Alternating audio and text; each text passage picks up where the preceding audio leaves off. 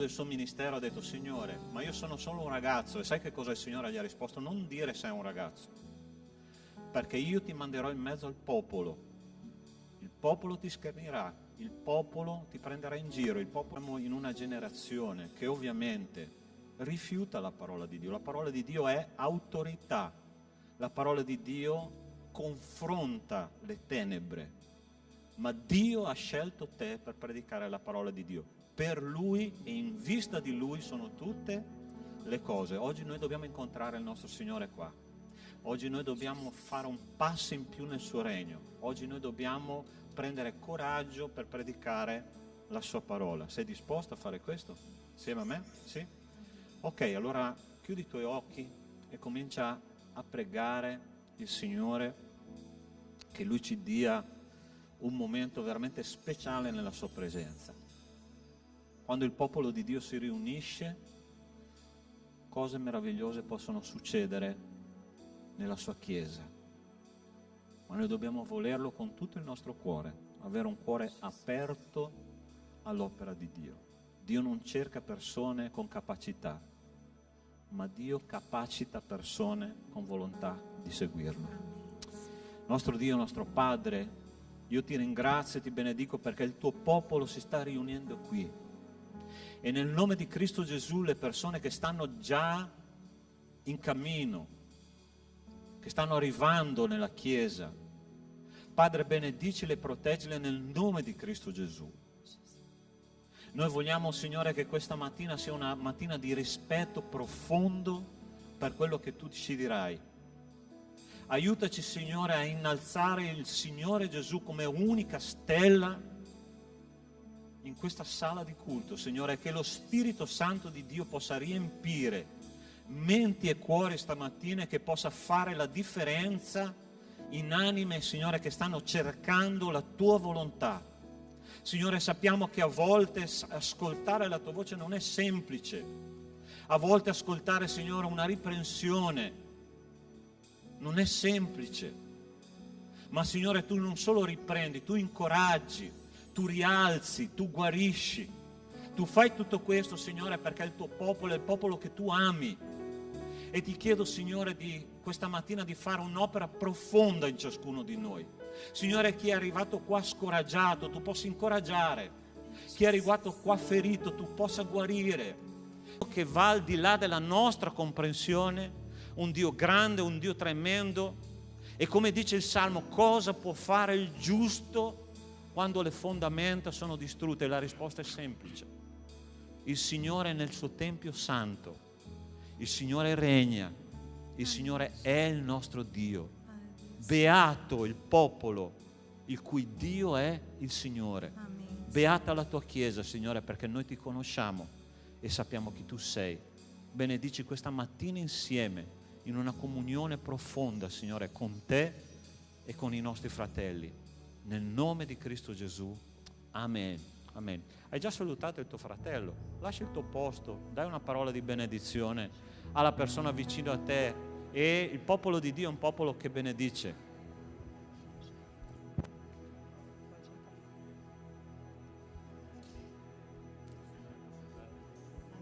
Amen, amen, pastor.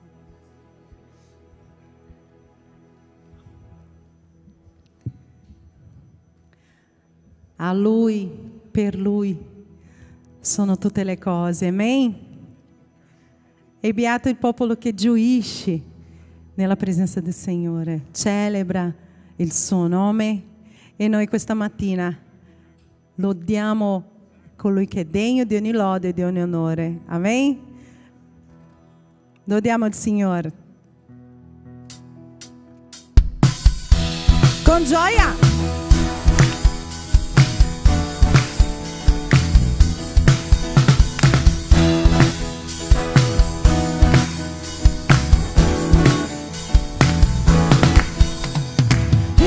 Sei buono e la tua grazia dura per sempre. Dio, tu sei buono e la tua grazia dura per sempre. Gente di ogni nazione e tribù, generazioni che vivono per lodare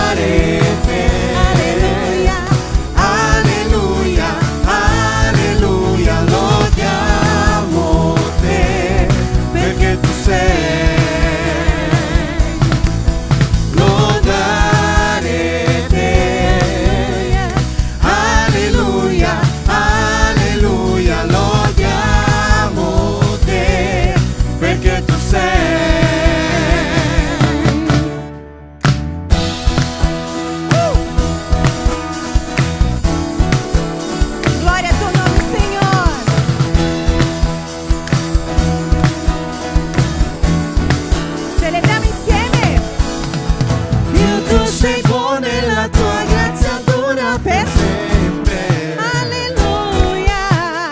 Dio, tu sei buono e la tua grazia dura per sempre. Gente di ogni nazione e tribù, generazione che vivono per lodare te. Alleluia, alleluia, lodiamo te, perché tu sei. Lodiamo il Signore. Lodare te. Alleluia, alleluia, lodiamo te, perché tu sei buono tu. Sì lo sei, sì lo sei, sì lo sei, così buono. Sì lo sei, sì lo sei, sì lo sei. Sei buono tu, sempre tu, sempre sei buono tu. Sei buono tu, sempre tu, sempre sei buono tu. Sei buono tu, sempre tu, sempre sei buono tu. Sei buono tu, sempre tu, sempre sei buono tu. Dio, tu sei buono e la tua grazia dura per sempre. Dio, tu sei buono e la tua grazia dura per sempre. Gente di ogni nazione e tribù, generazione che vivono per lodare te. Alleluia. Alleluia, alleluia, lodiamo te, perché tu sei. Lodare te.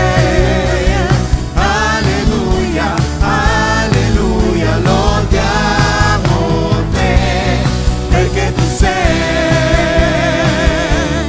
Perché tu sei. Perché tu sei buono tu. Tu sei buono, Signore, e la tua benedizione, le tue misericordie durano in eterno, in eterno, in eterno. Amen. Chi può dire questo? Celebro il Signore. Signore, io ti celebro, gioisco nella tua presenza, perché tu sei buono, sei meraviglioso. Noi gioiamo nella presenza del Signore. È un Dio che prende cura di noi, è un Dio con noi, e noi celebriamo il tuo nome per sempre, Signore. Il fiume del tuo amor per me, dalle montagne al mare va, il cuore apre a te che guarigione e libertà mi dai. Io vivo nella verità che ogni giorno gioia dà, e sempre canterò del tuo amore per me. Cantiamo. Canterò del tuo amore per sempre. Canterò del tuo amore per sempre. Canterò del tuo amore per sempre. Canterò del tuo amore per sempre. Andiamo da capo. Il fiume del tuo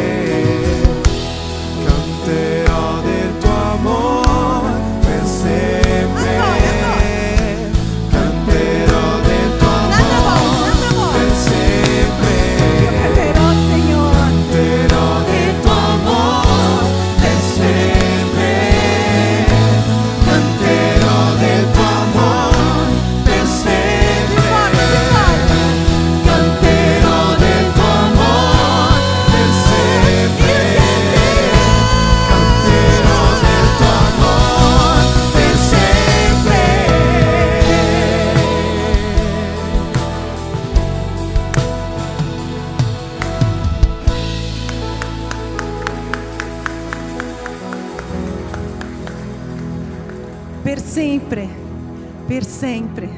Tu canterai per sempre, nell'eternità. La mia gioia è cantare, Signore, anche quando tutto non va bene, perché l'opportunità che tu hai di lodare il Signore quando le cose non vanno bene è solo qui, perché noi andiamo nell'eternità, dove non avrà niente di tristezza, di dolore, e lì noi canteremo l'amore del Signore per sempre, nella gioia. Ma il dolore, cantare, gioire con il dolore, noi facciamo solo qui. E io, Signore, ti lodo perché tu sei il Signore dell'eternità, quello che si è dato per noi. E io gioisco nella tua presenza, Signore, perché io ho te.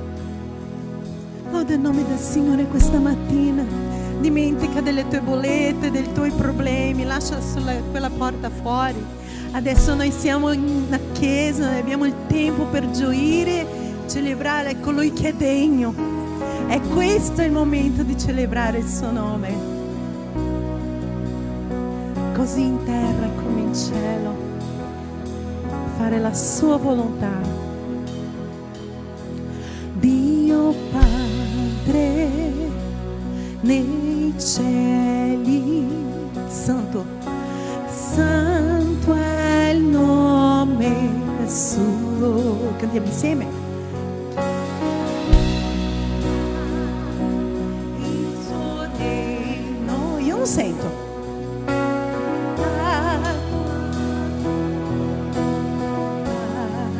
Così in terra, così in terra,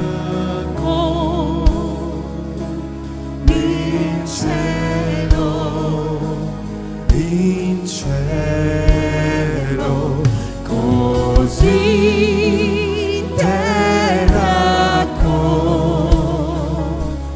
in cielo, in cielo.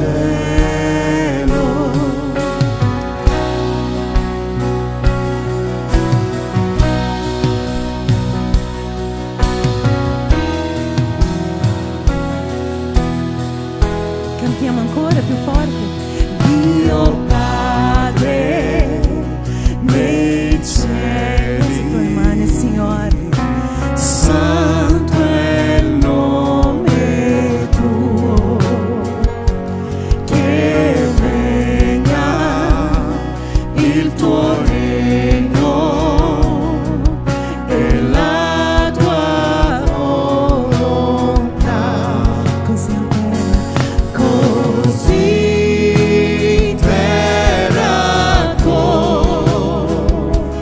in cielo, in cielo, così in terra, in cielo, in cielo.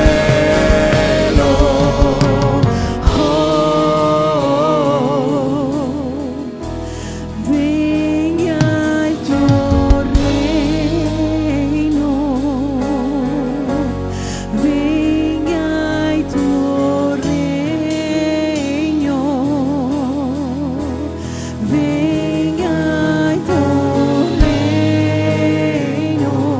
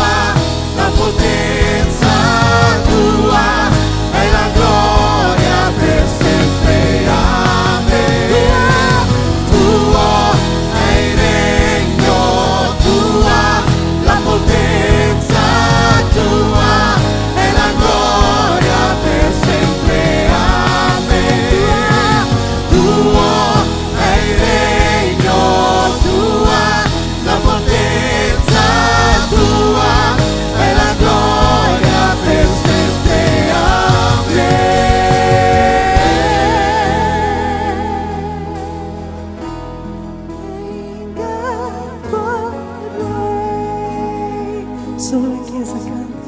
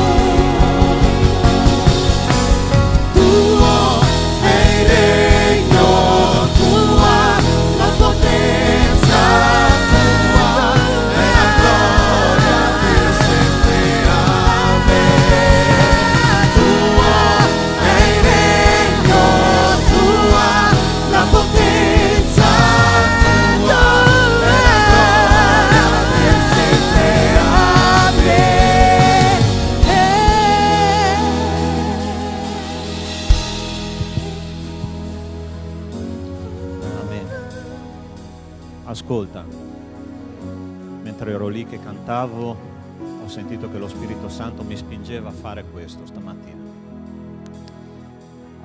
Voglio raccontarti una storia. 2010 io ho perso mia mamma. Tu sai che perdere un genitore, specialmente una mamma, per un figlio maschio è una cosa molto grossa, no? E mi ricordo in quel tempo quante volte nella mia chiesa di origine c'era il culto di preghiera al mercoledì, no? E ogni mercoledì, durante quei 3 mesi in cui lei ha scoperto la malattia, tutte le volte io chiedevo al Signore: Signore, per favore guariscila, Signore, per favore lasciacela ancora per un po' di tempo. Ma la cosa interessante è che il Signore a un certo punto ha detto: Sandro, perché io vuoi che la tenga qua sulla terra a soffrire quando con me lei sarà nell'eternità completamente guarita da ogni cosa? Allora in quel momento è stata difficile, come abbiamo appena cantato, no? Dire: Signore, sia fatta la tua volontà. A volte è difficile fare questa preghiera, no? A volte sotto questa preghiera c'è una cosa diversa. Noi diciamo: Signore, sia fatta la tua volontà, ma a volte sotto, dentro di noi, nel profondo del nostro cuore è: Signore, fai la mia volontà. Ed è la cosa più sbagliata del mondo.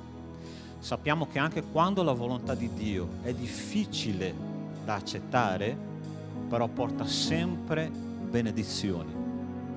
Quando Dio ascolta bene quello che ti dico, quando Dio ci toglie qualcosa, sempre ci dà di più di quello che ci toglie. Allora io vorrei un popolo questa mattina che sia disposto veramente a dire: Signore, sia fatta la tua volontà, non la mia. Sei disposto? Anche quando la cosa ti fa male. Gesù ha detto nel giardino del Getsemani, ti ricordi? Padre, se puoi togli da me questo calice, ma non sia fatta la mia ma la tua volontà. E oggi noi siamo salvi perché Cristo ha fatto la volontà del Padre. Quando noi facciamo la volontà di Dio, nonostante tutto, le benedizioni arrivano. Forse ci vorrà un po' di tempo, ma le benedizioni di Dio nessuno ce le toglie. E io vorrei stamattina pregare in questo momento perché tu possa veramente arrendere il tuo cuore. Dio vuole un popolo arreso alla sua volontà. Tu vuoi essere arreso alla volontà di Dio? Amen? Tu vuoi vedere Dio in azione nella tua vita? Tu vuoi vedere un Dio vivo nella tua vita? Allora noi pregheremo così. Io non so qual è la situazione che tu stai vivendo. E forse stai resistendo da un po' di tempo e sento che questo è il grande problema, ok?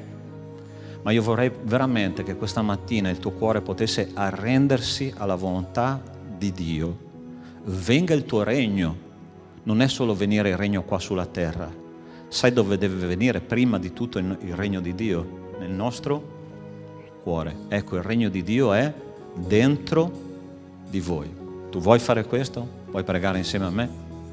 Chiudi i tuoi occhi in questo momento. Pensa a quella situazione in cui il Signore ti sta dicendo: io voglio che tu cammini per questa strada. E tu stai dicendo: Signore, è difficile. Sai che cosa Dio ti risponderà? Certo che è difficile, ma ascolta la mia voce se tu vuoi vedere la mia mano all'opera.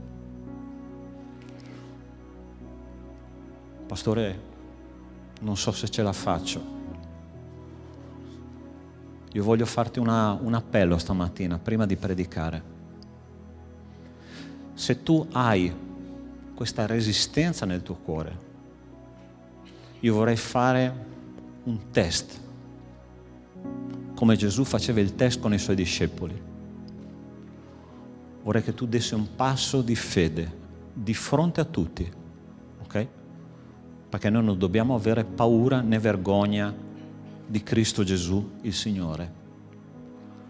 Se tu stai sentendo che Dio ti sta parlando, io ti prego di fare un passo verso il pulpito, verso il palco, perché io voglio pregare insieme a te.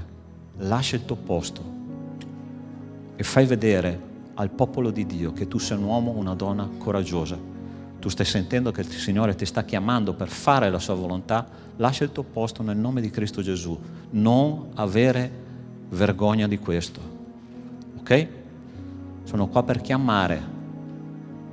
Il Signore ti dice: arrenditi a me, perché io voglio vederti completamente sanato, guarito, coraggioso, affrontando le situazioni della vita, nonostante tutto. Dio ti benedica, Dio ti benedica. Amen. Popolo di Dio, non avere vergogna della testimonianza del Signore, ok? Amen. Amen. Dio ti benedica. Tu stai sentendo che il Signore è in mezzo a noi qua stamattina? Io sto percependo la sua presenza e sono sicuro che Lui farà una grande opera nella vita di queste persone che stanno dando un passo di fede, ok? Io voglio pregare insieme a voi. Nostro Dio, nostro Padre, io ti ringrazio per queste anime preziose, Signore, che tu stai chiamando. Lo Spirito Santo sapeva che c'era questa necessità e ti prego nel nome di Cristo Gesù che tu possa, Signore, veramente fare un'opera profonda, radicale nelle loro vite. Usali per la tua gloria, Signore, che loro diventino delle anime luminose in mezzo a una generazione che non ti conosce. Sia fatta la tua volontà nella mia e nella loro vita, e che il tuo regno venga, Signore, nel nome di Cristo Gesù. Amen. Amen. Puoi dare un abbraccio alla persona vicino a te? Ok? Possiamo cantare solo l'ultima strofa ancora, per favore?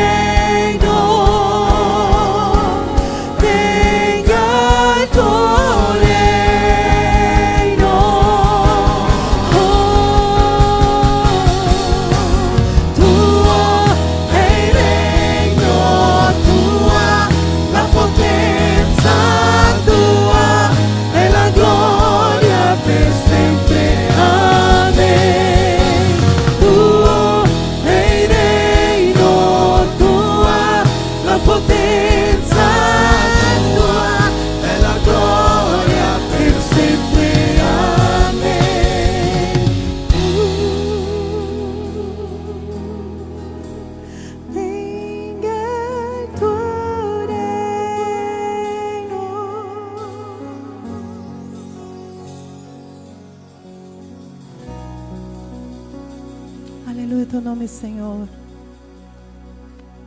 E noi abbiamo fede in te, oh Padre. e crediamo nel nome di colui che è degno di ogni lode e di ogni onore.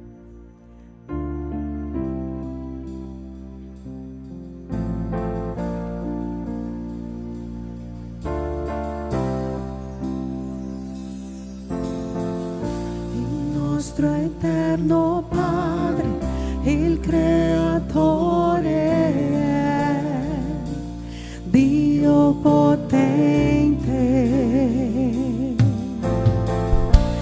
Dal suo Spirito nacque Cristo il Figlio suo, Gesù il Salvatore. Io credo in Dio Padre, credo nello Spirito Santo, che Dio triuno è, credo nella resurrezione, che risorgeremo ancora, perché io credo nel nome di Gesù.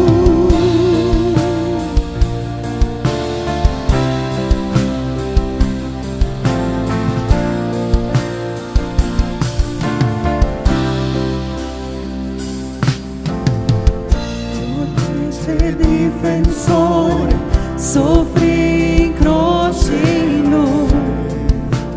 lui c'è perdono, disceso nell'inferno, risorse in gloria e sede i cieli per sempre. Io credo in Dio Padre, credo in Cristo il Figlio, credo nello Spirito Santo, che Dio triuno è, credo nella resurrezione, che risorgeremo ancora, perché io credo nel nome di Gesù. Io credo in te, Gesù.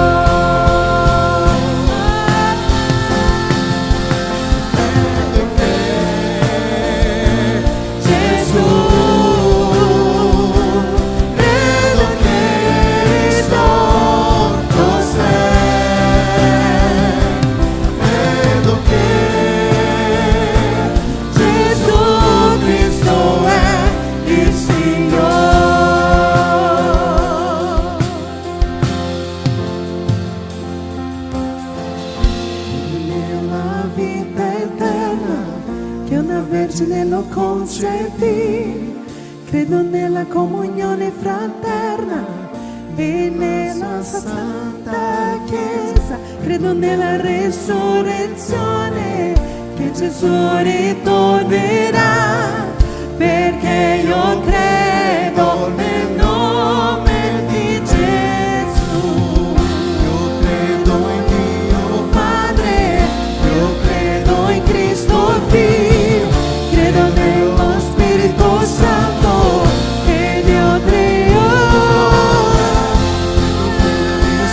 resurrezione, che risorgeremo ancora, perché io credo nel nome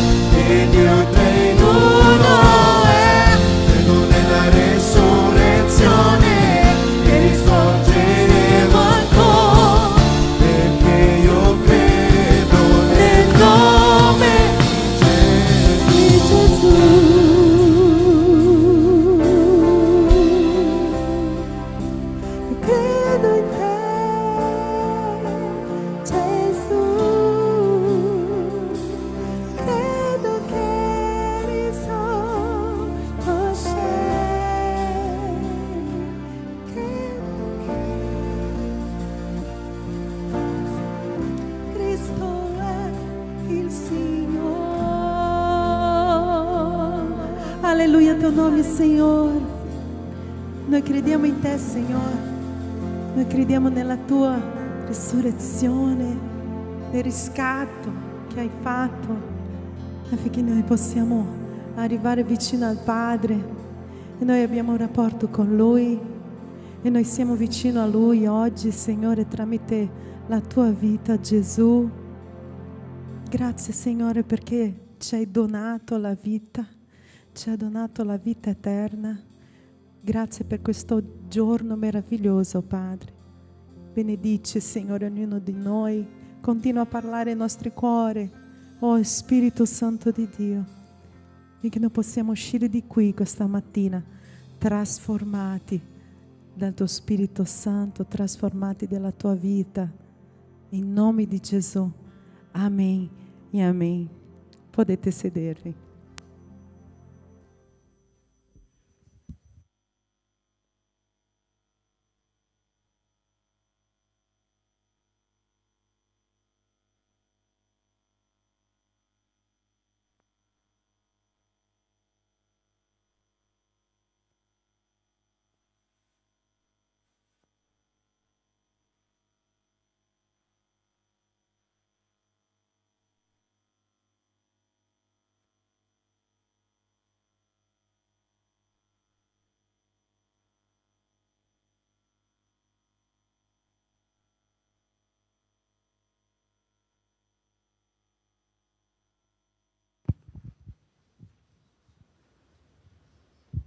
Una slide indietro.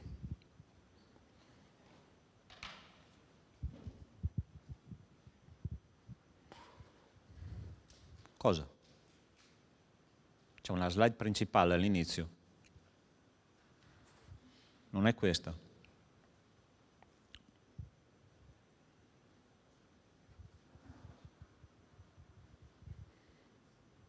È impossibile, non è stata cancellata. Eccola. Per magia è arrivata. Ok, carissimi, siamo alla lettera agli Efesini, sapete che la stiamo studiando già da qualche mese e non dobbiamo mai dimenticare che l'Apostolo Paolo ha scritto questa lettera dal carcere, ossia in una condizione umana non certo facile. Ma la cosa che mi stupisce sempre di questa lettera, che è una lettera molto profonda, piena di teologia, ma interessante è che Paolo non prega mai per se stesso, okay? Prega solo per la Chiesa. L'unica cosa che lui chiede per se stesso, verso la fine, al capitolo 6, quando chiede pregate per me affinché mi sia data l'opportunità di predicare la parola del Signore, ossia credibile quello che l'Apostolo Paolo viveva. Lui aveva imparato e sapeva molto bene che quando succedeva qualcosa nella sua vita, come quando succede qualcosa nella nostra vita, noi siamo lì per fare che cosa? Per manifestare la gloria di Dio, qualsiasi situazione noi stiamo vivendo. Okay? Dice così il testo che leggeremo oggi, studieremo oggi. A me dico che sono il minimo fra tutti i santi, è stata data questa grazia di annunciare agli stranieri le insondabili ricchezze di Cristo e di manifestare a tutti qualsiasi il piano seguito da Dio riguardo al mistero che è stato fin dalle più remote età nascosto in Dio, il creatore di tutte le cose, affinché i principati e le potenze nei luoghi celesti conoscano oggi per mezzo della Chiesa la infinitamente varia sapienza di Dio, secondo il disegno eterno che Egli ha attuato mediante il nostro Signore Cristo Gesù, nel quale abbiamo la libertà di accostarci a Dio con piena fiducia mediante la fede in Lui. Vi chiedo quindi di non scoraggiarvi a motivo delle tribolazioni che io soffro per voi, perché esse sono la vostra gloria. Preghiamo che il Signore ci parli questa mattina. Nostro Dio, nostro Padre, io ti ringrazio e ti benedico, perché, Signore, nella Tua parola noi troviamo il motivo di vivere, Signore, il motivo di alzarci la mattina, il motivo, Signore, di fare il nostro lavoro, il motivo di gestire le opere familiari, il motivo, Signore, per fare ogni cosa. Ti prego, Signore, di veramente di riempirci questa mattina di uno spirito, Signore, di conoscenza, di sapienza di chi Tu sei, affinché, Signore, da oggi in poi il nostro cammino possa essere veramente ogni giorno più luminoso. Te lo chiedo nel nome di Cristo Gesù. Amen. Amen. La prima cosa che voglio dirvi di questa lettera dice l'Apostolo Paolo che lui è stata data questa grazia di annunciare fra gli stranieri le insondabili ricchezze di Cristo. Cosa intende l'Apostolo Paolo quando dice che sono le insondabili ricchezze di Cristo? Negli anni passati noi, popolo italiano, abbiamo dato tanti minatori a diverse nazioni del mondo. Per esempio, voi sapete che in Belgio e in Olanda sono andati i nostri minatori italiani, secolo XIX, e hanno scavato nelle profondità della terra per andare a trovare metalli, pietre preziose che sono serviti per fare un sacco di cose, no? Mi ricordo qualche anno fa, quando siamo andati in vacanza con la famiglia, c'era una miniera abbandonata e c'era un tour che tu potevi fare in questa miniera, no? E loro ti mettevano in un carrellino, tipo hai presenti i carrellini, quelli delle miniere, come sono fatti, no? Tu salivi su questo carrellino, c'era un trenino che ti portava, no? In questo budello di terra, e mentre noi passavamo io cominciavo a immaginarmi minatori che sono stati lì del secolo XVIII, XIX, no? Che hanno scavato nella roccia, che hanno cercato pietre preziose, che hanno cercato metalli preziosi per fare delle cose importanti di quell'epoca. Era una miniera abbandonata, ma la mia mente, io sono una persona che immagina tanto le cose, no? Questo può essere un rischio ma anche una benedizione, dipendendo da come si usa l'immaginazione. Ma in quel momento mi sono immaginato i minatori che andavano a cercare queste pietre preziose nella miniera e ti veniva voglia quasi, no, di allungare la mano per prenderne una anche tu. Allora, quando Dio ci parla delle insondabili ricchezze di Cristo, Dio ci accompagna nelle miniere di Dio per scavare le pietre preziose che Dio ha lasciato per ciascuno di noi. Nella lettera agli Efesini ci sono tante pietre preziose. Allora, guarda quali sono le pietre preziose. La parola di Dio in Efesini ci dice che noi siamo stati salvati, siamo stati perdonati, siamo stati redenti, siamo stati adottati, siamo diventati eredi, siamo sigillati attraverso lo Spirito Santo di Dio, siamo vivificati attraverso Cristo, siamo stati nuove creature create in Cristo Gesù, siamo riconciliati con Dio, siamo avvicinati al trono della grazia, siamo edificati attraverso i profeti e gli apostoli, siamo stati resi partecipi del regno di Dio, siamo stati eletti da Dio, siamo stati predestinati alla vita eterna. Sono abbastanza queste pietre preziose? Sì o no? Ti bastano? È interessante che il popolo di Dio purtroppo non è più entusiasta di queste grandi verità.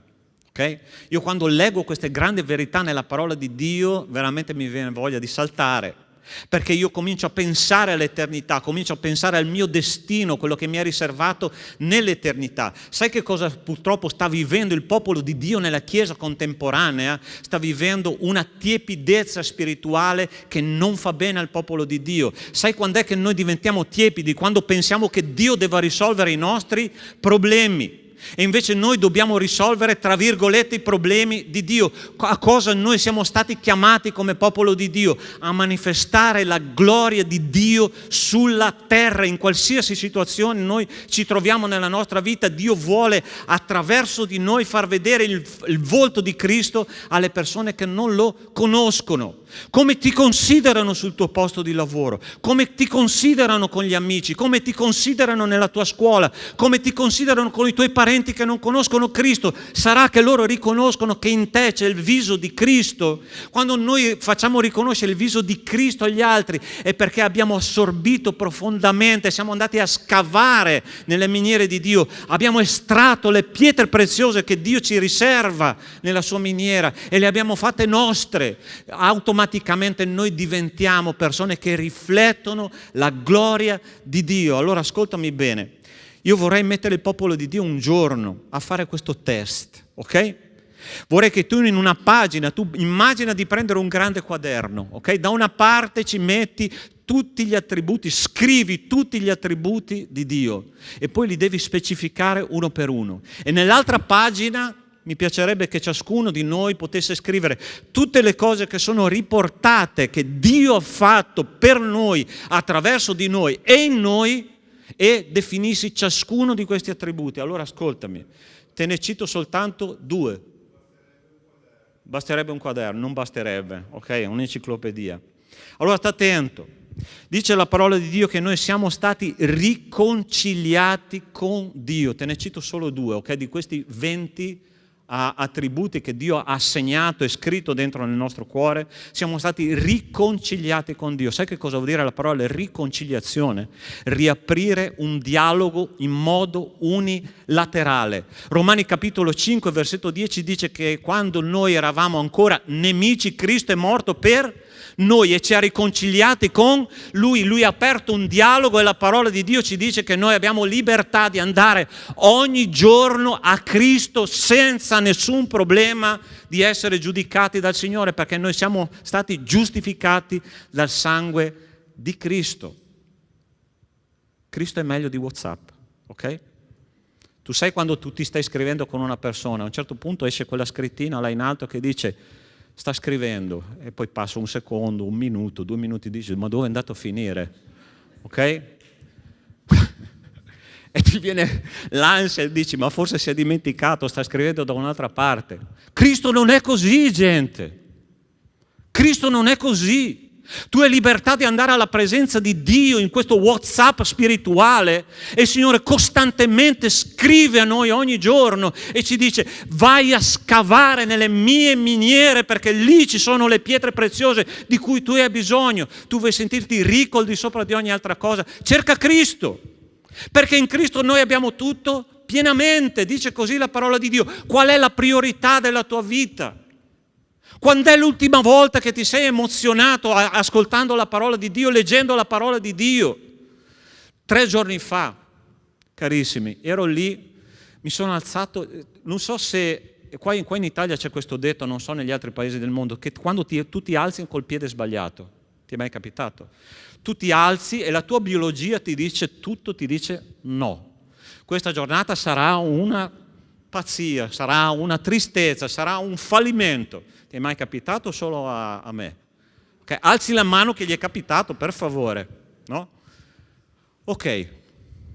Ma cosa io faccio sempre? La prima cosa che faccio la mattina, mia moglie mi dice che sono un orso, ok? Che ha un caratteraccio, però la prima cosa che io faccio la mattina, io apro la parola di Dio e prego. La prima cosa che faccio ogni santa mattina alle 6:30 io sono a colloquio con Dio. E quella mattina quando ho messo giù il piede sbagliato dal letto, la mia biologia diceva no, il Signore mi ha detto una cosa che ha cambiato in modo radicale la mia giornata. Sai che cosa Lui mi ha detto? Isaia 41:10, io sono con te, io ti sostengo, io ti conforto. E quella giornata per me è cambiata. Sai cos'è la caratteristica di un santo? Ascolta bene, perché noi siamo chiamati santi nella parola di Dio. Giusto? Tu ti senti santo o peccatore? Una bella domanda questa. Pastore, sono un santo o peccatore? Facciamo la diplomazia, no? Metà e metà. No, la parola di Dio dice che tu sei un santo. Ai santi che sono in Corinto. E io dico, caro il mio apostolo, quando tu leggi la lettera di Corinto, la prima e la seconda, dici come fai a dire santi a queste persone? C'era di tutto e di più nella chiesa di Corinto, ma Paolo chiama quella chiesa di santi, santificati in Cristo. Sai qual è la caratteristica di un santo? È ribellarsi a se stessi. Mi stai ascoltando? Ribellarsi a se stessi, dire no a quello che io provo, dire no a quello che io sento, dire no a quello che io penso, dire no a quello che io decido e dire: Signore, è la tua volontà attraverso la tua parola che farà la differenza nella mia vita. Io dico no al mio ego e dico sì alla tua parola. È questo che cambia la nostra vita, ma quando noi non prendiamo nelle nostre mani le ricchezze di Cristo, allora diventa difficile. Quanto è importante per te cercare e trovare Dio ogni mattina, ogni giorno, prima di andare a lavorare. Ascoltami, prima di mettere giù il piede dal letto, consacra la tua giornata, consacra la tua bocca, ok? Perché tu sai che cosa dice la parola di Dio della bocca, no? Ti dice: morte e vita sono in potere della lingua, chi l'ama ne mangerà i frutti. Appena tu apri bocca, tu hai già sbagliato, tu sai, no? E la parola di Dio dice che la bocca può fare cose terribili come benedire tantissimo le persone. Quando tu metti giù il piede: Signore, usa la mia bocca per benedire le persone. Pastore, perché io non riesco a sentire questa gioia profonda quando studio la parola di Dio? Perché io non riesco a sentire questa cosa che mi coinvolge quando apro la parola di Dio? Ti posso dire una cosa, ti do una risposta biblica. Allora sta attento, io conosco un personaggio nella storia di Israele che si chiama Giacobbe, ok? Giacobbe è un uomo che viveva secondo la sua volontà, ha rubato e ingannato a suo padre, la primogenitura, ha ingannato suo fratello, comprando la sua primogenitura, e per 20 anni lui è scappato da Dio perché aveva deciso di fare la sua strada. Poi lui ritorna indietro. Dopo 20 anni che non sentiva, non ascoltava la parola di Dio, Dio ha detto a un certo punto: Giacobbe, torna indietro e va nella terra che io ti dirò, a incontrare tuo fratello, che era, okay, quello che si dice la fifa blu di Giacobbe. E lui comincia a tornare indietro. La prima cosa che succede nella vita di Giacobbe, lui fa un incontro personale con Dio. Questa è la prima cosa che succede a lui. Tante volte, sai perché noi non possiamo raccogliere quelle pietre preziose? Perché ancora noi non abbiamo fatto un incontro personale con Dio. Il popolo di Dio, nella chiesa di Dio, è pieno di gente o carnale che non vuole conoscere Dio, oppure gente non convertita. Ok? Perché tu sai che questo è biblico. Allora Giacobbe a un certo punto incontra Dio e dopo tutte le benedizioni che lui aveva ricevuto, sai che cosa Dio fa con lui? Lui lo tiene stretto e gli dice: Signore, benedicimi. Ma come benedicimi? Tu sei già benedetto, hai 11 figli, sei pieno di ricchezze, sei pieno di tutto quello che volevi nella vita e tu mi chiedi di benedirti? E il Signore sai che cosa ha fatto? Gli ha toccato l'anca, ha cominciato a zoppicare, gli ha tolto la sua capacità di scappare da Dio e gli ha detto: adesso ti appoggi il mio bastone e cominci a camminare con me. E Dio gli ha tolto qualcosa per benedirlo. E la seconda cosa che è successa nella vita di Giacobbe dopo l'incontro personale con Dio, e oggi c'è tanto bisogno di incontrare Dio, ok? Ogni giorno. La seconda cosa che ha fatto, Giacobbe ha dovuto seppellire tutti gli idoli affinché Dio potesse cominciare a benedirlo. E qua c'è la risposta. Pastore, perché non riesco a gioire e entusiasmarmi con la parola di Dio? Perché ancora non hai seppellito gli idoli che sono nel tuo cuore. Quando tu seppellirai gli idoli del tuo cuore, il Signore comincerà a riempirti, comincerà a darti gioia, comincerai a sentire la sua voce, perché le pecore di Dio ascoltano la voce del proprio pastore, che è il Signore. Tu vuoi che questo succeda nella tua vita? Qual è la priorità della tua vita? Guardate che nessuno faccia di voi sua preda con la filosofia e con vari raggiri, secondo la tradizione degli uomini e gli elementi del mondo e non secondo Cristo, perché in Lui abita corporalmente tutta la pienezza della deità.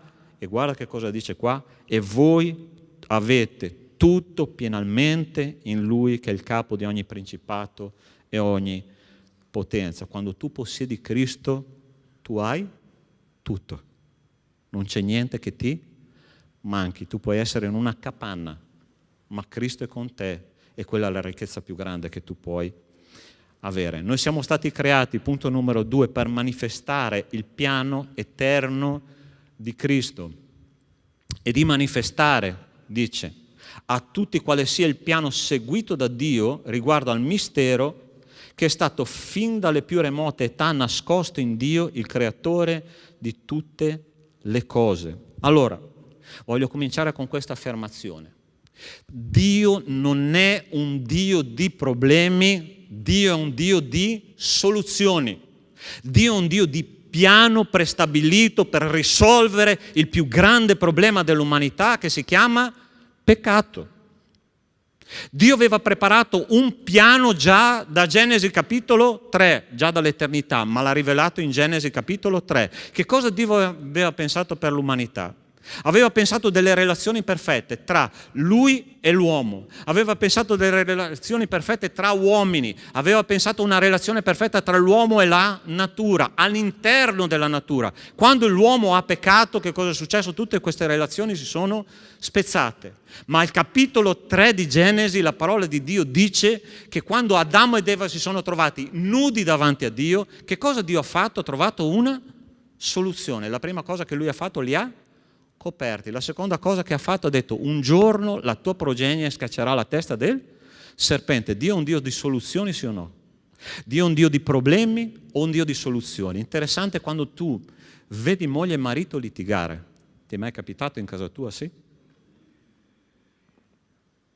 Gente, buongiorno, caffè napoletano fa bene la mattina, sai, di quelli belli strong, quelli che restano in piedi i cucchiaini. Chi ha mai visto un marito e moglie litigare? In casa mia succede. Bene. Che cosa succede generalmente quando tu litighi tra moglie e marito? È stata colpa? No, perché io te l'avevo detto, no? Ti ricordi queste parole terribili in un matrimonio? Te l'avevo detto. 4 bombe, te lo avevo detto. Se ci sono 4 fondamenta nella casa, 4 fondamenta vanno in briciole, ok? Il Signore guarda il problema più grosso dell'umanità, vede Adamo ed Eva che litigano tra di loro, che si danno la colpa tra di loro, ok? Che c'è una separazione tra Dio e l'essere umano. E lui che cosa fa invece di dare la colpa? Gli dice: vieni qua che ti metto un vestito e vieni qua che quando sarà il momento giusto io ti do la soluzione, ti mando Cristo attraverso cui tu potrai di nuovo vincere sulle situazioni della vita. Dio è un Dio di soluzioni e di piani eterni. Se Dio ha risolto il problema della morte e della vita eterna, tu pensi che Dio non possa fare risorgere i tuoi sogni? Non possa risolvere i tuoi problemi?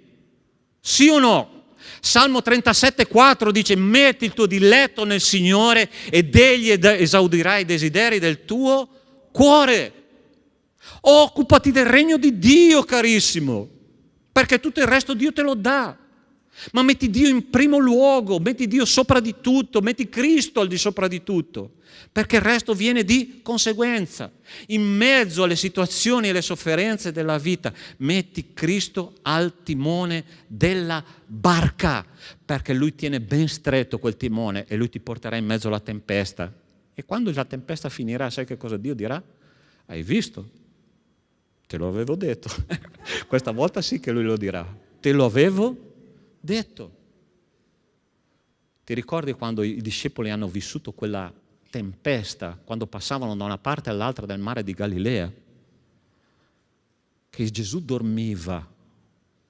E sembra che ci sono delle volte che il Signore dorme, no? Nella nostra vita. Signore, ma non vedi che noi stiamo morendo? Il Signore si alza, fa shh. La tempesta finisce. E sai che cosa dice la parola di Dio?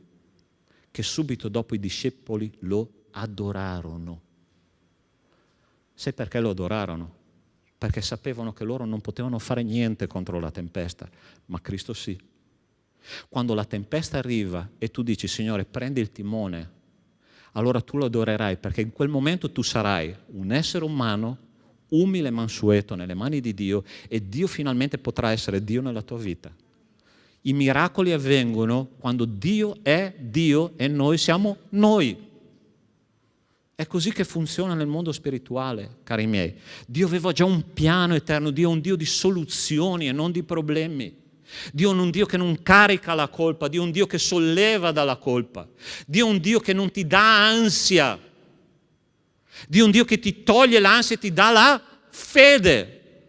È così che funziona. Sai cos'è? Mentre andavo a Belluno 2 settimane fa a predicare, sai che cosa il Signore mi ha detto? Sandro, l'ansia è semplicemente desiderio di controllo della vita. Molla le redini della tua vita e lasciala in mano al Signore e l'ansia passa. Sei d'accordo con me? È così che funziona. Signore, ma il mio conto in banca, Signore, ma la mia famiglia, Signore, quel familiare che non si converte, Signore, lascia che io faccia la mia opera. Posso darti un consiglio? Non devi pagare per questo, ok? Non mettere mano nell'opera di Dio, perché Dio è capace di farla da solo. C'è una storia nella Bibbia molto interessante su questo tema. L'arca stava per essere portata dai Filistei di nuovo verso Gerusalemme e un benedetto di nome Uzza, mentre l'arca stava cadendo, okay, il carro barcollava, l'arca stava cadendo, questo benedetto ha messo una mano sotto e il Signore lo ha fulminato nello stesso istante in cui lui ha sostenuto l'arca. Sai perché è successo questo? Tu leggi quel testo e dici, Signore, ma cos'è sta roba? Perché hai fatto così? Perché Dio non permette che tu faccia quello che Lui solo può fare. Non fare al posto di Dio, lascia che Dio faccia attraverso di te quello che tu puoi fare. Allora sta attento. Dio ha un piano. Mi fermerò ancora un po' su questo tema. Noi dobbiamo entrare nel piano di Dio. Dio non entrerà nei nostri piani. Dio ha un piano di salvezza, noi dobbiamo entrare nel piano di salvezza, Lui non entrerà nel nostro piano. Questo funziona per il piano di salvezza, ma funziona per tutti i piani che noi abbiamo nella nostra vita. Sai quando è che Satana ha cercato di far cadere Gesù nella tentazione nel deserto? Quando Lui gli ha detto, gettati giù dal Tempio e gli angeli arriveranno e ti sosterranno con la loro mano. Dietro questo c'è un insegnamento così potente, fratelli, che noi non possiamo neanche immaginare per la nostra vita quotidiana e per la nostra pratica quotidiana. Pastore, io scelgo una fidanzata o un fidanzato non credente, tanto poi, prima o poi si converte. Dio entrerà nei miei piani. Bugia diabolica per farti cadere in una trappola. Hai capito? Giovani adolescenti, avete capito? State attenti al compagno o alla compagna che vi scegliete, perché il Signore non entrerà nel tuo piano. Se poi non si converte per tutta la vita, tu affronterai un piccolo inferno, ok? Un piccolo inferno. Sta attento a quello che tu fai con i sentimenti e Satana gioca su questa cosa in un modo terribile. Okay? Gesù aveva un bisogno di farsi riconoscere dal suo popolo e il Satana gli ha proposto, gettati giù dal Tempio perché tutti ti vedranno, tutti ti riconosceranno come sia. E il Signore ha detto no, perché non sono i tuoi metodi, ma sono i metodi di Dio che sono i metodi migliori. Allora guarda che cosa dice il Signore: io annuncio la fine sin dal principio, molto tempo prima dico le cose non ancora avvenute, io dico il mio piano sussisterà e metterò a effetto tutta la mia volontà. Chiamo da oriente un uccello da preda, da una terra lontana l'uomo che effettua il mio disegno. Sì, io l'ho detto e lo farò avvenire. Siamo noi che dobbiamo entrare nei piani di Dio. Tu puoi progettare quello che vuoi, ma se non è il piano di Dio, il tuo piano fallirà. Tu vuoi entrare in un piano di vittoria o un piano di sconfitta e di fallimento? Buongiorno. Chi vuole entrare nel piano di Dio? Alzi la mano. Amen. Gloria a Dio. Disposto a qualsiasi situazione, ok? Oggi noi andremo a costruire l'arca di Noè in centro a Treviso, ok? Chi è che viene con me? Perché Dio fra poco manda il diluvio, tu lo sai. Terzo punto, che è una battuta chiaramente, ma chi vuole venire con me con sega e martello può farlo. Creati per stupire l'esercito celeste. Dice così l'altro testo. Perché affinché i principati e le potenze nei luoghi celesti conoscano oggi, per mezzo della Chiesa, la infinitamente varia sapienza di Dio, secondo il disegno eterno che Egli ha attuato mediante il nostro Signore Cristo Gesù. Allora sta attento. Ci sono principati, potestà, angeli, dominatori, cherubini, serafini, un esercito celeste sia di angeli sottomessi alla volontà di Dio che di angeli ribelli. Okay? Che cosa Dio fa con questi angeli ribelli? Attraverso la sua Chiesa. Dio prende la sua Chiesa in modo figurativo, li porta alla presenza di questi angeli e gli dice: hai visto? Attraverso la mia Chiesa io faccio vedere quanto io sono saggio, quanto io sono potente, quanto io sono glorioso, perché io li uso per la mia gloria. Dio è orgoglioso di noi. Allora ti invito a fare una cosa adesso. Girati a destra, a sinistra, dietro. Guarda a destra, a sinistra, dietro, ok? I tuoi fratelli. Che cosa tu vedi? Che cosa tu vedi?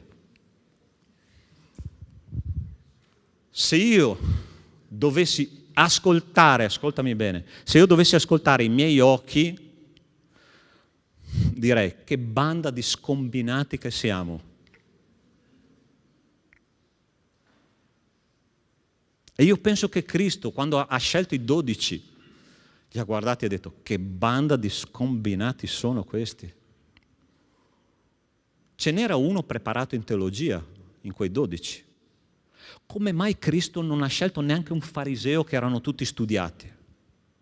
Perché? Come mai Cristo ha scelto te e me? Quando Cristo mi ha chiamato, io ero un tecnico elettronico delle industrie. Che roba, gente. Cosa avevo a che fare con la teologia? Poi io non lo so minimamente, ok? Un diplomino che a quel tempo c'erano i 60 sessantesimi, no? Ho preso 38, appena fuori dal tiepido, no?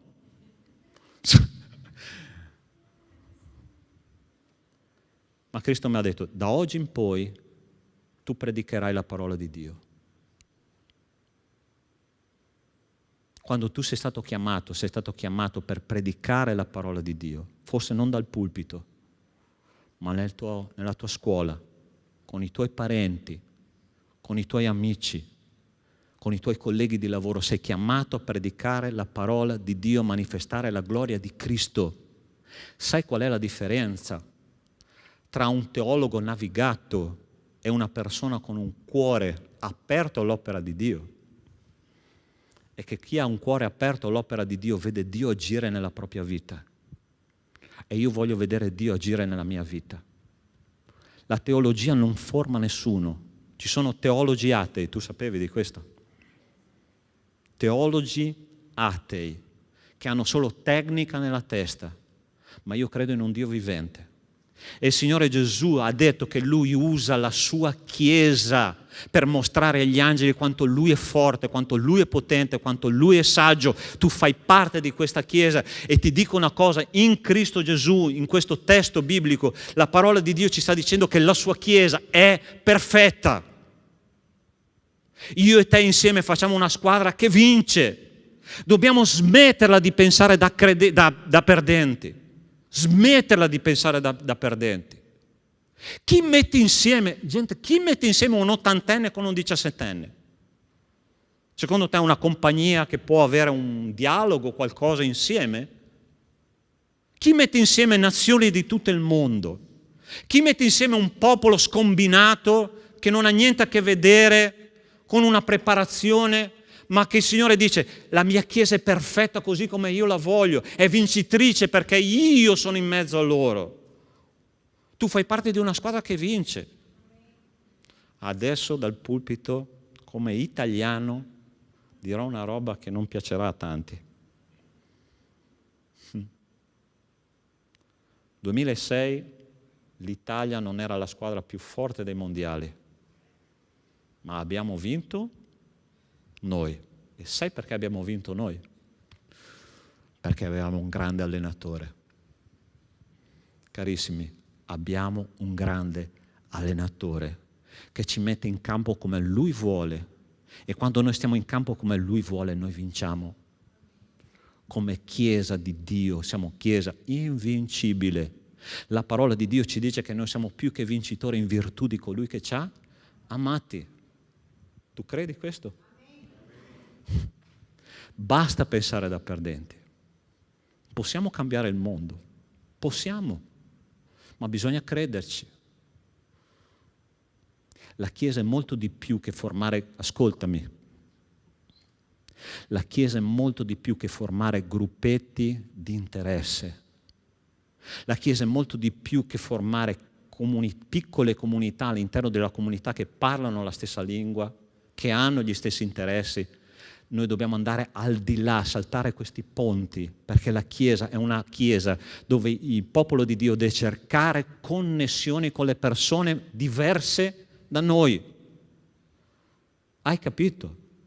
Vai al di là dei limiti, vai al di là delle barriere culturali, delle barriere linguistiche, delle barriere sociali, delle barriere teologiche a volte anche. Noi dobbiamo abituarci a saltare gli ostacoli, andare gli uni verso gli altri, perché Cristo vuole usarci per la sua gloria e dire: questa è la mia Chiesa perfetta, io sono orgoglioso di quello che loro sono in Cristo Gesù.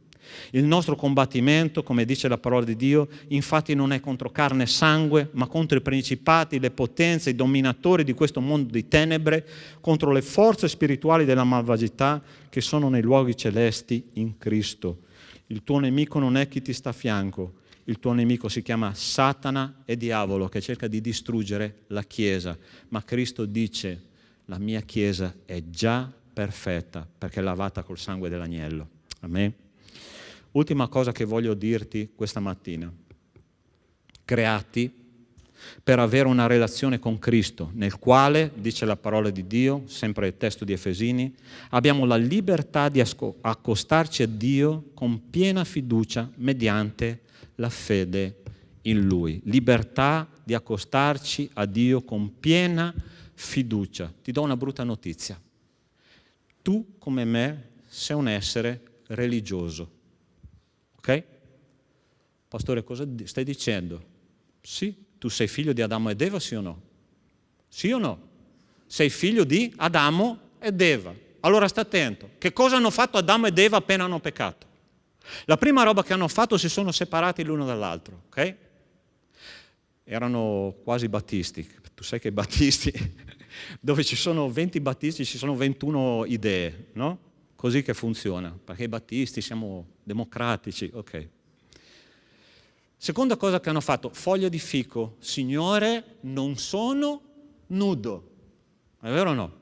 E si sono presentati alla presenza di Dio con questa foglia di fico che prima o poi sarebbe seccata, no? Perché è così che funziona. Tu sai, no? Come fanno i religiosi. Ti è mai stupito quella persona che sembra la più spirituale del mondo e che quando cade come una pera dici: ma quello lì era quello che... Ti è mai capitato nella tua vita cristiana? Mamma mia, gente, che delusione, no?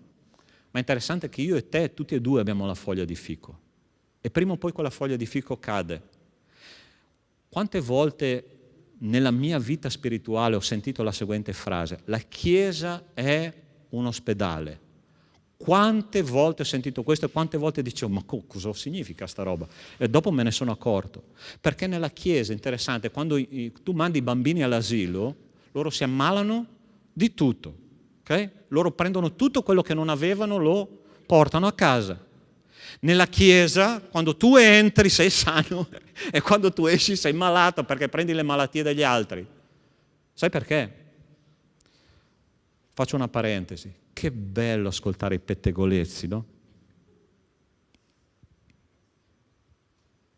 Sai che pettegolezzo ha un sapore? La parola di Dio in Proverbi dice: le parole del maldicente sono come ghiottonerie che penetrano nella parte più intima delle viscere. Tu sai dove è nato il Grande Fratello? Con Adamo ed Eva.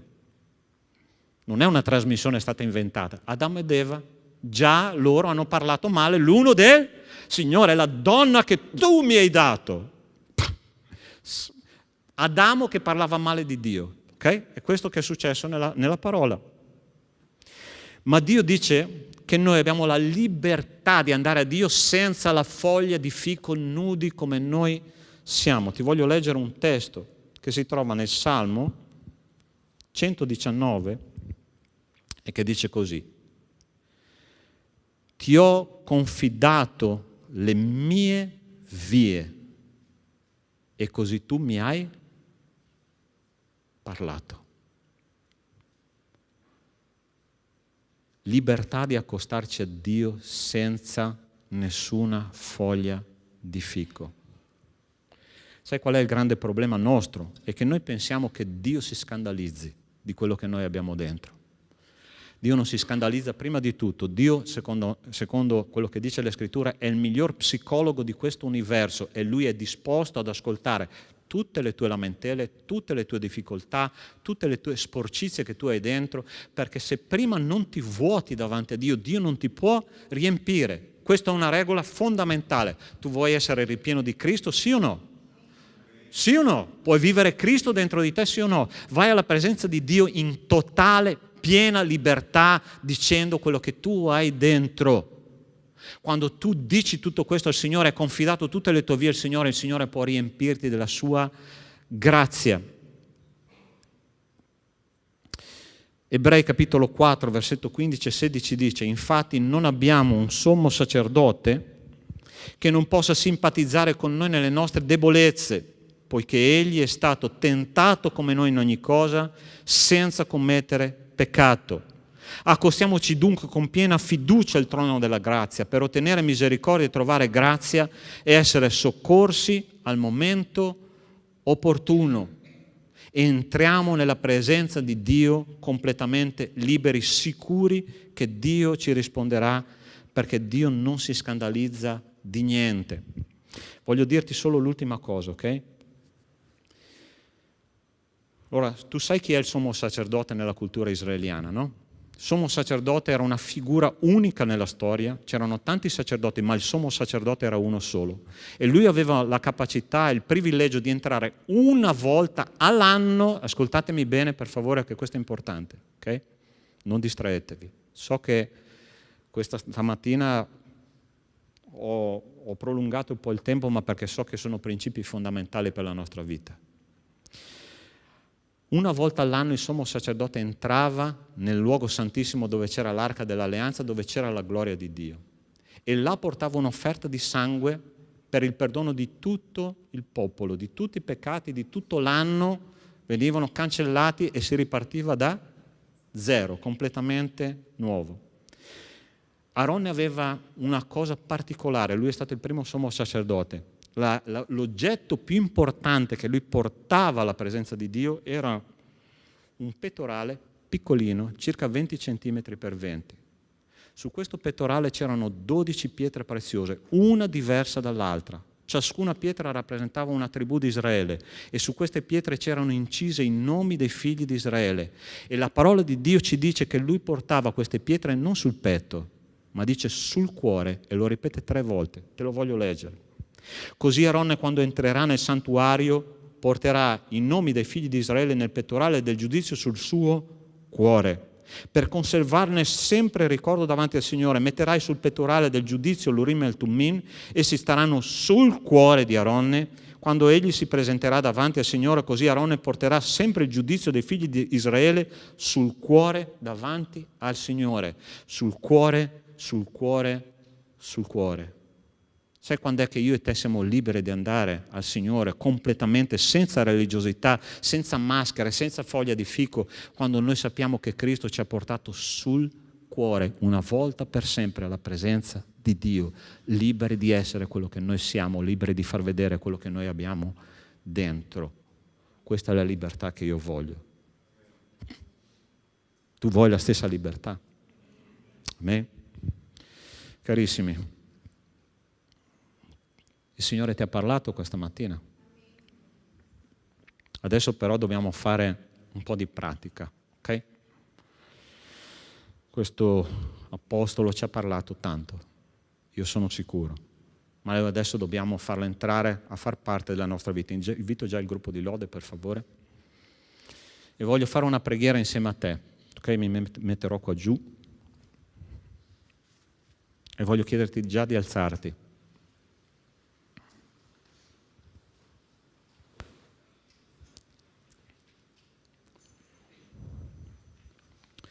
Tu vuoi che Cristo sia la pietra preziosa, più preziosa che tu hai? Secondo, tu vuoi che Dio si mostri nella tua vita in modo pratico, concreto, usandoti per la sua gloria? Tu vuoi che veramente Cristo riempia la tua vita? E quello che ha fatto l'Apostolo Paolo ha permesso a Cristo di guidare la sua vita in ogni decisione, in ogni situazione. E noi dobbiamo fare lo stesso, cari miei. Come Chiesa dobbiamo andare oltre i nostri limiti, permettere a Dio di farci fare un passo in più verso gli altri. La Chiesa di Dio è perfetta, ma noi dobbiamo permettere a Cristo di cambiare il nostro modo di pensare. E ultima cosa, dobbiamo seppellire i nostri idoli, quelli che ci impediscono di entusiasmarci delle cose di Dio. Siamo qua questa mattina, senza vergogna davanti al Signore, ma io vorrei che tu rispondessi, se il Signore ti ha toccato, a questo appello, ok? E se tu hai sentito che la parola di Dio era per te, io ti invito a venire qua davanti, un'altra volta, ok? A lasciare il tuo posto e lasciare che Dio possa fare un passo in più nel tuo cuore, ok? Lascia il tuo posto e permetti a Dio che Lui possa fare un'opera profonda. Ok? Io sto pregando, tutta la Chiesa pregando. Diaconi, per favore, pregate in questo momento e lasciate che il Signore faccia un'opera profonda. Amen. Amen. Persone che non hanno vergogna di mostrare il loro passo. A volte è difficile, no? Sembra che una colla ci sia sotto i nostri piedi che dice non andare, non fare questo passo, non ascoltare quella voce, non permettere che il nemico abbia vinto questa battaglia. Noi vogliamo essere un popolo libero, libero di camminare con Cristo. Amen. Prendetevi per mano e preghiamo insieme, ok? Nostro Dio, nostro Padre, questi cuori hanno detto sì, ma io ti ringrazio per loro e ti ringrazio, Signore, per questa Chiesa, che è una Chiesa coraggiosa, che sta camminando nelle tue vie, che sta lottando perché la tua parola sia predicata e la santità sia rivelata in noi. Benedici, Signore, questi fratelli e queste sorelle qua davanti, che la loro esperienza con te sia un'esperienza ogni giorno più radicale, profonda, soddisfacente, perché in Cristo noi siamo più che vincitori. Grazie, Padre, per quello che stiamo vivendo questa mattina nella tua presenza, e ti chiediamo tutto nel nome di Cristo Gesù. Amen. Amen. Dio vi benedica. Sei pronto per adorare il Signore di nuovo con la lode, con le nostre primizie, con le nostre decime, con le nostre offerte, perché l'opera di Dio possa andare avanti. Amen. Grazie, Dio vi benedica.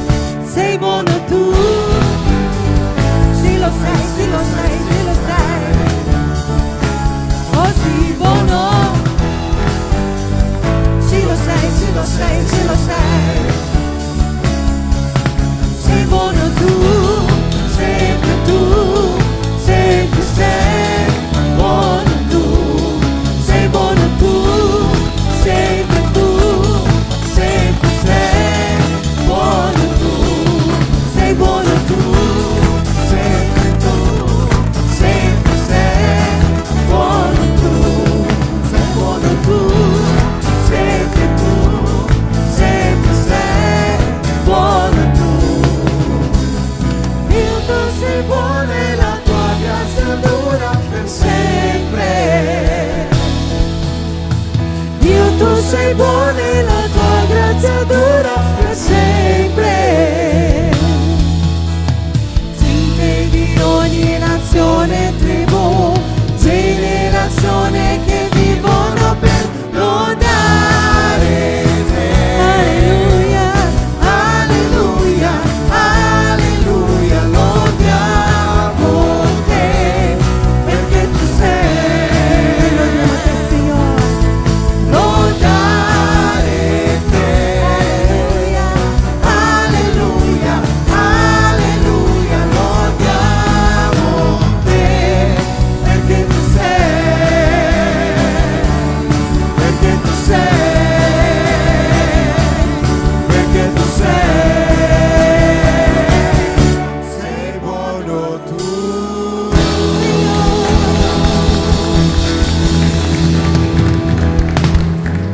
Signore, noi lodiamo te, oh Padre, lodiamo e ti benediciamo, Signore, ti lodiamo, ringraziamo a te, Signore, alziamo le nostre mani a te, gioiamo nella tua presenza, Signore, perché tu sei un Dio buono, presente, meraviglioso e noi lodiamo il tuo nome per sempre, oh Padre. Signore, venga a ringraziarti, Signore, per l'opportunità di donare, per l'opportunità di portare le offerte, Signore, davanti al tuo altare. Possa, Signore, moltiplicare, Signore, versare anche ogni benedizione sulle nostre famiglie. In nome di Gesù noi ti lodiamo e ringraziamo. Amen. Potete sedervi. Ok.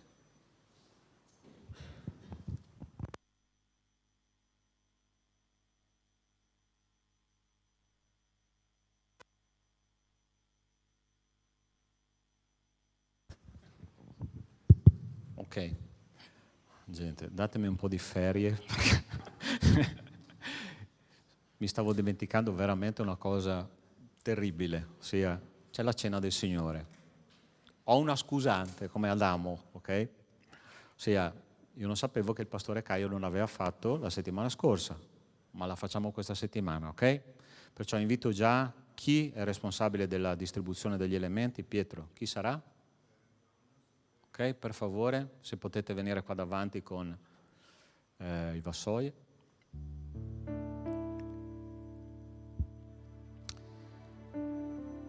E sarà un momento importantissimo, perché tu sai che il Signore Gesù ha scelto nell'ultima notte, prima di essere crocifisso, di condividere questi momenti profondi di sofferenza ma anche di gioia con i suoi discepoli, ok?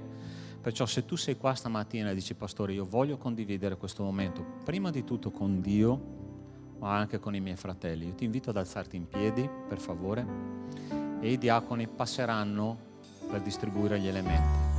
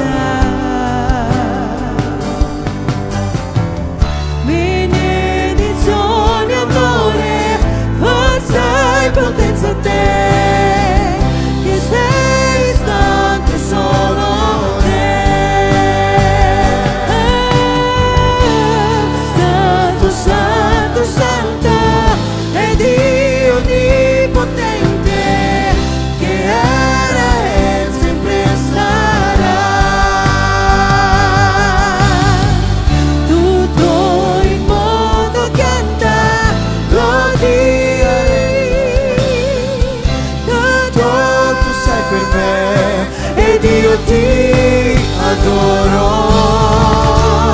Santo, santo, santo è Dio onnipotente, che era e sempre sarà. Tutto il mondo canta, lode dei re. Tu sei per me ed io ti adoro.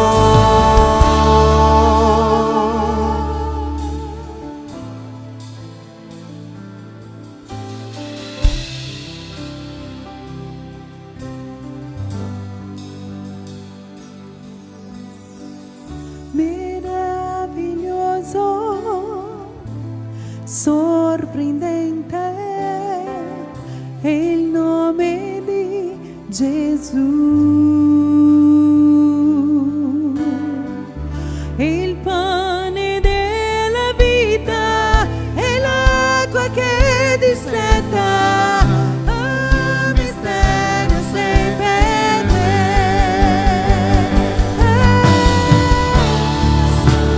Santo, santo è Dio onnipotente, che era e sempre sarà. Tutto il mondo canta, lodi a Re dei Re. Tu sei per me ed io ti adoro.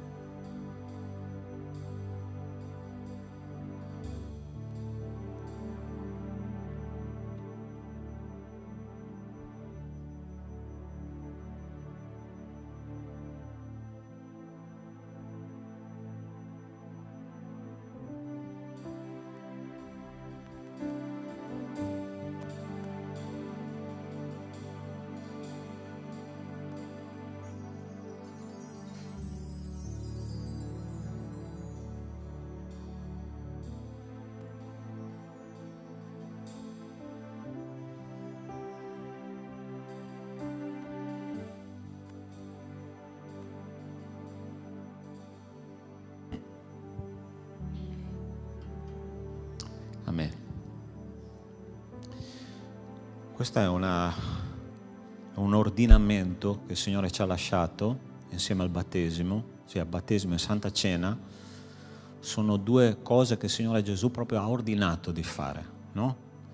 Il battesimo ci fa entrare nella famiglia di Dio ufficialmente, anche se ufficialmente ovviamente tu entri a far parte della famiglia di Dio quando ti converti, quando Cristo entra a far parte della tua vita, no?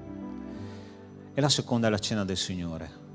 Se il battesimo ti fa entrare nella famiglia di Dio, la cena del Signore ti fa entrare in una comunione profonda con Dio. Fate questo in memoria di me finché io torni. 3 cose succedono quando noi condividiamo la cena del Signore. La prima, dice, analizzate voi stessi se siete in comunione con Dio.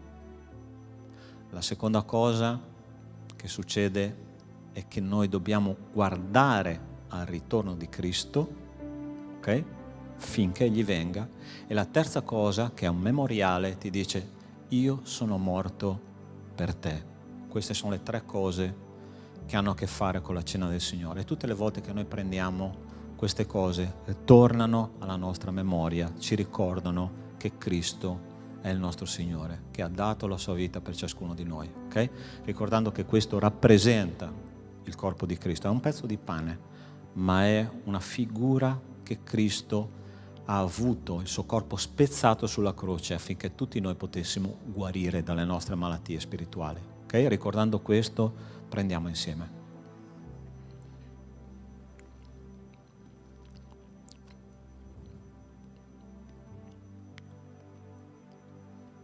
Nostro Dio, nostro Padre, ti ringrazio perché quell'agnello santo ha sparso il suo sangue sul nostro cuore, sugli stipiti del nostro cuore e ci ha resi puri, ci ha resi santi per la tua gloria.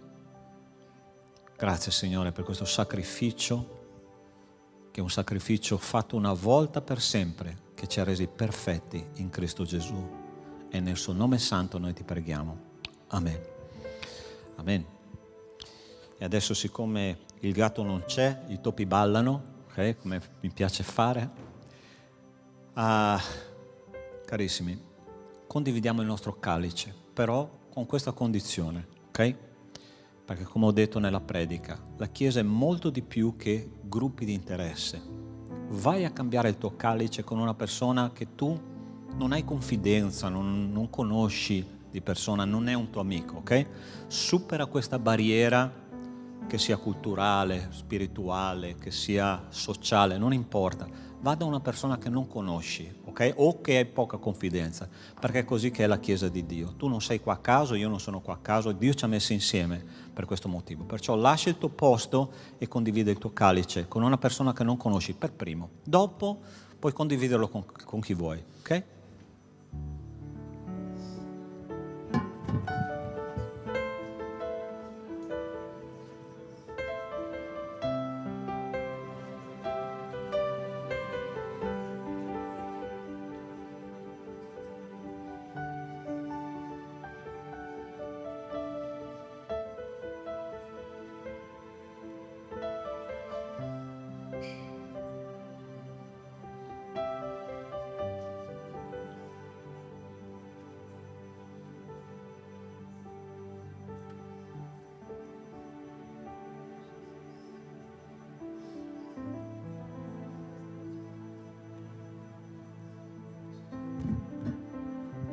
Ok, volevo chiedere, è stato dato, gli elementi sono stati dati di là nella scuola domenicale? Ok, perfetto.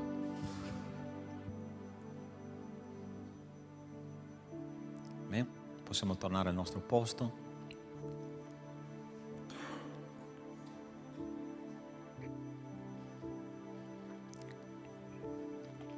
Dice la parola che noi non siamo stati riscattati con cose corruttibili come oro o argento, dal vano modo di vivere dei nostri padri, ma dal prezioso sangue di Cristo. Okay?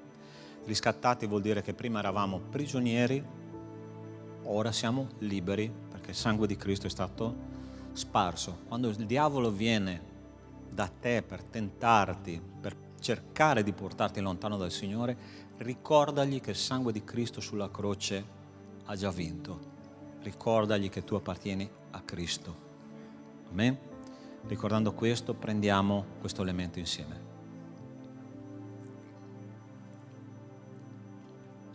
Signore nostro Dio, nostro Padre, che prezioso dono che è Cristo Gesù. Il Cristo che ha cambiato la mia vita.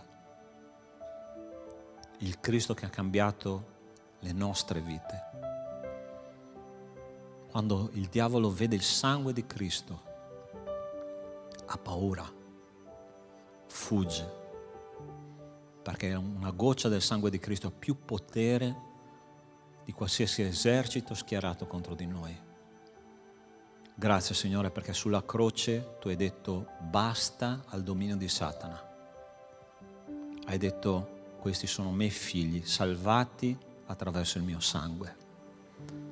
Il sangue è vita e noi ti ringraziamo per questa vita che scorre dentro di noi, che è molto più preziosa di qualsiasi sofferenza su questa terra. Come ha detto l'Apostolo Paolo, anche se il nostro uomo esteriore va in rovina, il nostro uomo interiore si rinnova giorno dopo giorno, perché il sangue di Cristo ci ha lavato. Grazie Signore per questa esperienza di questa mattina. Ti benediciamo e ti lodiamo nel nome di Cristo Gesù. Amen. Amen. Puoi sederti e ancora un minuto per gli annunci, alcuni annunci importanti per la vita della nostra Chiesa. Allora, la prima bella notizia è veramente bella notizia, che è una cosa che sognavamo da tanto tempo.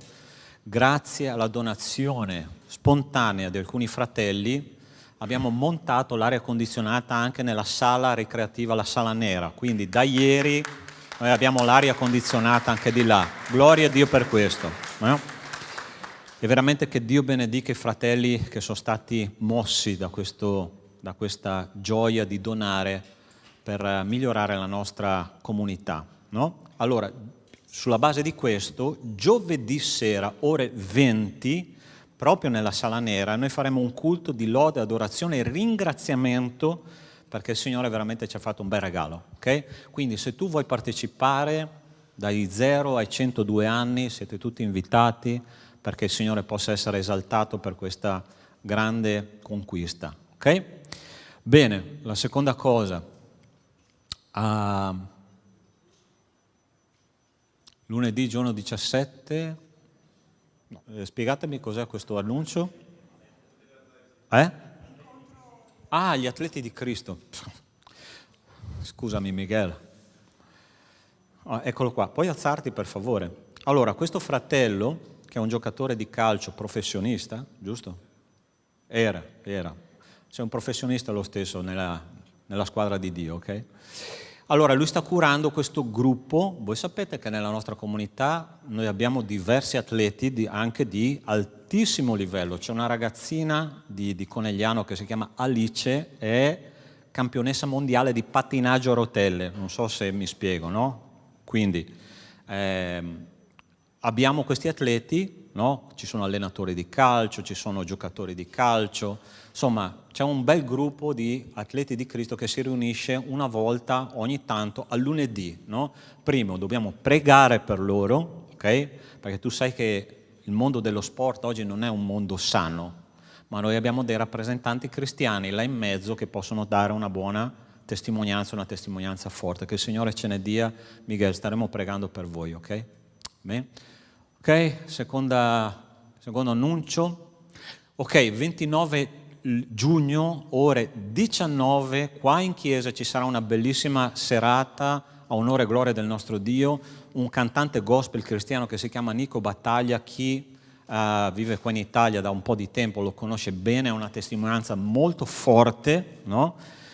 Provate a immaginare, ve lo anticipo velocemente. Lui è un cantante che a un certo punto della sua vita ha scoperto, un cantante, di avere un tumore alla lingua. Tu prova a immaginare un cantante che gli viene un tumore alla lingua. Che cosa Dio ha fatto? Dio l'ha preso, l'ha guarito, l'ha rimesso nel ministero e oggi canta meglio di prima, no? Perché Dio è Dio. Quindi se tu vuoi venire ad ascoltare questa testimonianza e la bellissima musica che lui fa, sabato 29, ore 19, tutti siete invitati, ok? Non è solo per i giovani. Avanti. Ok, Kids Camp. Tutte le notizie con Jacqueline, per favore alzati, che tutti ti vedano. Chi ancora non ha iscritto i bambini al proprio campeggio possono parlare con Jacqueline e lei ti darà tutti i dettagli del caso. Okay? Campeggio giovani invece, vediamo. Ok, giovani adolescenti, iscrivetevi perché mancano pochi giorni. Chiusura delle iscrizioni a 31 di giugno. 31 ne è a giugno? Sì? 31? 30. 31. 30? Va bene, 30, insomma, vabbè. Okay. 30 giugno, quota intera 150 euro, quota secondo figlio 130 euro, saremo a Santa Giustina. Quest'anno facciamo un ritiro che parla della preghiera, ok? Noi abbiamo già delle guerriere che stanno combattendo per noi in preghiera con la lista di tutti i ragazzi, con la lista dello staff. Pregate per noi perché vogliamo portare a casa una generazione che cambia il mondo, ok? Per favore, pregate. Ok, non ti spaventare, va bene? È un semplice messaggio di chiusura del nostro culto. Va bene, Jacqueline? Sì, ok. Quindi, ci possiamo alzare che chiudiamo il nostro culto? Facciamo una preghiera. Marcello, vieni qua a pregare per noi. Sì, è così. Amen, pastore. Preghiamo. Padre Santo, grazie perché in ogni momento della nostra vita tu ci insegni ad avere fiducia in te, ad essere coraggiosi, io sono sicuro che tu sei un Dio che ci preoccupi con noi in ogni momento, anche se tante volte noi non vediamo, ma tramite la fede, Signore, vogliamo arrivare al trono della tua grazia. Grazie per questa domenica, per questo banchetto della tua parola che abbiamo avuto. Nel nome santo di Gesù, benedici la nostra settimana, portaci a casa, Signore, e che noi possiamo sempre ricordare che tu sei vicino a noi, sempre, ovunque noi possiamo camminare, Signore, possiamo stare. Nel nome santo di Gesù. Amen. E adesso, Signore, che torneremo alle nostre case, ti chiediamo che l'amore di Dio nostro Padre, la grazia salvatrice di Cristo e le consolazioni dello Spirito di Dio con noi siano e con tutto il popolo di Dio su tutta la terra, da oggi e per sempre. Amen. Buona settimana, Dio vi benedica.